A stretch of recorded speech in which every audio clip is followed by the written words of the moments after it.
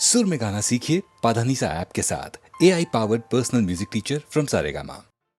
भारत में बड़ी बड़ी नदियां हैं, प्रसिद्ध नदियां, ऐतिहासिक नदियां। ऊपर आप जानते हैं सब, गंगा यमुना है, ब्रह्मपुत्र है, सिंधु नदी है, जिसके नाम से भारत का नाम हिंदुस्तान पड़ा बहुत दिन हुए। नर्मदा है, गोदावरी है, कृष्णा है, कावेरी है और इस तरह से बहुत नदियां हैं। हमारे इतिहास में और सब देशों के इतिहास में नदियों ने एक बड़ा भाग लिया है और अक्सर नदियों की पूजा तक हुई है, जैसे हमारे देश में, क्योंकि इतना वो देश को इतना लाभ पहुंचाती हैं, इतना फ़ायदा पहुंचाती हैं कि उनकी बहुत कदर हुई है। और आप देखेंगे कि बड़े बड़े नगर और केंद्र सभ्यता के, संस्कृति के नदियों के किनारे उठे। हमारे बड़े बड़े नगर अक्सर नदियों के किनारे हैं भारत भर में। तो ये तो इतिहास ने हमें बताया है, लेकिन प्राचीन समय पर कुछ तो लाभ उठाया और भी इतिहास ने। कुछ नहरें बनी, इरिगेशन कैनाल्स बने, पानी ले गए ज़मीन पर, वो तो कुछ हुआ। लेकिन अब कुछ दिनों से ये और भी आवश्यक हो गया कि हम नदियों के पानी से पूरा लाभ उठाएं। एक तो नहर, कैनाल्स वगैरह जो खेती में काम आए, और दूसरे उसके पानी से हम बिजली पैदा करें और बिजली से कारखाने चलाएं और बहुत काम करें। तो इससे नदी का पूरा पानी काम में आ जाए और इससे जनता का लाभ हो।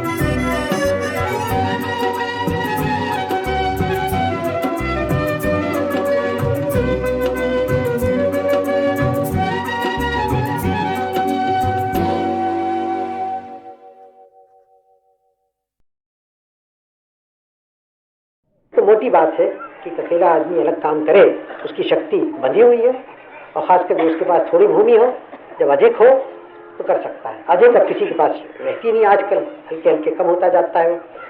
तो उनकी शक्ति जब ही होती है जब बजाय एक आदमी अलग काम करने के वो सहकारी संघ में 100 आदमी, 200 आदमी, जो कुछ है 300 आदमी, 50 आदमी मिलकर करें तो उनकी शक्ति बहुत हो जाती है, उससे लाभ होता है सबों को और देश को भी। इसीलिए हम चाहते हैं सहकारी संघ जब सब जगह हो। इस ढंग से आप ये नए दुनिया की बातें समझ सकते हैं। उसके साथ और बातें भी हैं, क्योंकि आजकल की नई दुनिया में समझने के लिए बच्चों का पढ़ाना होना चाहिए, बहुत आवश्यक है। सब बच्चों का, कोई हमारे देश में बच्चा ऐसा लड़का या लड़की नहीं होना चाहिए जिसको पढ़ने का मौका नहीं मिलता, हल्के हल्के होता जाता है। वो सब पढ़ें लिखें, इसलिए नहीं जैसे आजकल होता है, कोई ग्राम पढ़ता लिखता है, पढ़ के फिर शहर में आके बाबू होना चाहते हैं, वो काम वाम करते हैं, एक मेज पे बैठ के कलम दवात चलाना चाहते हैं, बजाय इसके हाथ पैर से काम करें। इससे ग्रामीण जनता की हानि होती है और शहर में एक बेकारी बढ़ जाती है, न इधर के न उधर के। तो यूँ तो शहर में आना जाना ग्राम से शहर में होते ही है, होएगा हो, लेकिन हमें ग्राम को उठाना है तो ग्राम में जो अच्छे लड़के लड़कियां हैं उनको वहीं रह के अपने परिश्रम से उठाना है, उसको सुंदर कर देना है। तो गरज के हमें हमारे सामने ये बड़ी क्रांति आई है, हम चाहते हैं आए, जिससे हमारे ग्रामीण जनता आजकल की दुनिया में कदम रख सके, वो तरीके सीखे।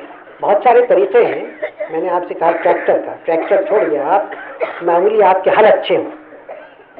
मैं नहीं जानता, बहुतों के तो पास होंगे नए हल। अब हल तो बड़ी सीधी सी चीज़ है, बहुत महंगी भी नहीं है, 40, 50, 60, 70 रुपए के हल मिलते हैं अच्छे आजकल।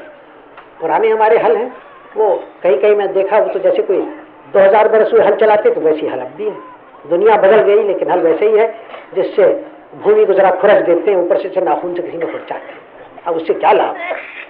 नए हल हैं, बहुत महंगे नहीं है, आपकी एक फसल में उसके 8-10 गुना कमा लें अगर हल अच्छा हो तो। हल अच्छा हो, और भी छोटे छोटे औजार हैं, इम्प्लीमेंट्स हैं, सस्ते हैं, तो 10, 20, 50 रुपए ज़्यादा के नहीं, सबसे आपके काम आसान हो जाता है, अधिक काम कर सकते हैं। अब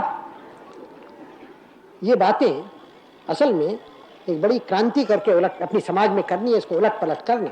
कुछ तो हुआ है, कुछ करना है, और ये विचार मन से निकालना है, यही कि कलम चलाना ज़्यादा ऊंचा है फड़ुए चलाने से।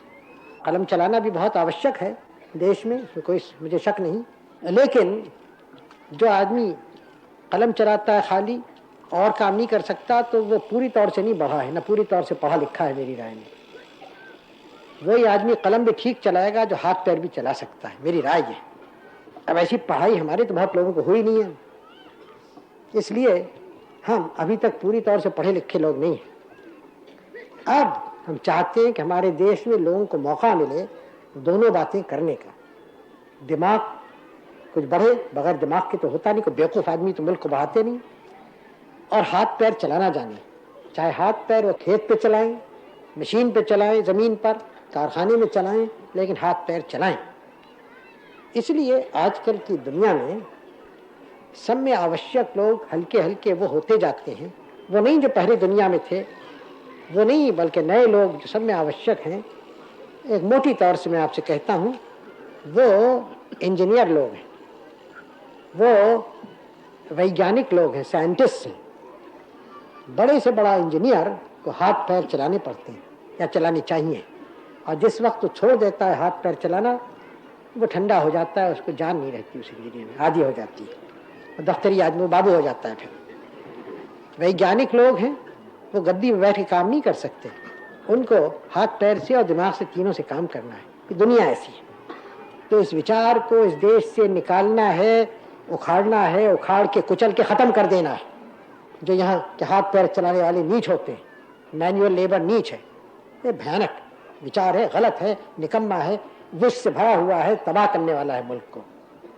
बहुत सारे शब्द मैंने आपसे कह दिए कि आपके दिमाग में बात धस जाएगी। अच्छी बात है।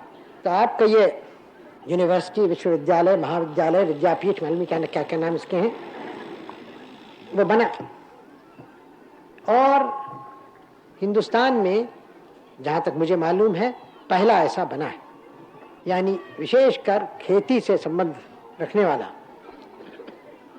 फिर ये प्रश्न आता है कि चलेगा कैसे। मुझे कोई संदेह नहीं कि यहाँ प्रोफेसर अच्छे अच्छे आएंगे, अमेरिका के होंगे, यहाँ के होंगे, इसमें मुझे कोई शक नहीं है। लेकिन फिर भी ये सवाल होता है कि आप उसी तरह से यहाँ काम करेंगे और रहन सहन आपका होगा जैसे कि और जगह और यूनिवर्सिटीज़ कॉलेजेस में होता है, या कुछ और ढंग होगा।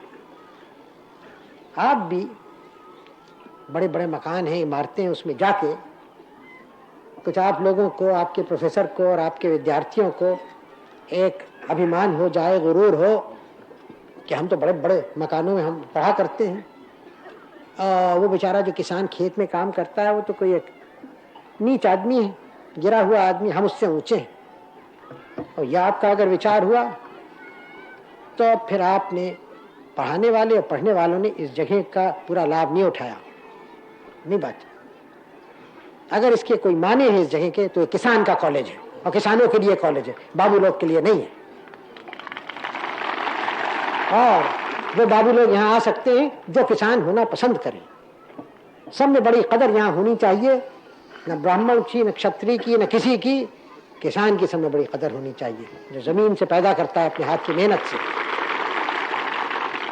और मैं नहीं पसंद करता कि यहाँ अक्सर स्टैचूज, मूर्तियाँ लगती हैं, लेकिन आप कोई मूर्ति कहीं लगाना चाहें तो भारत के किसान की कहीं लगाइए।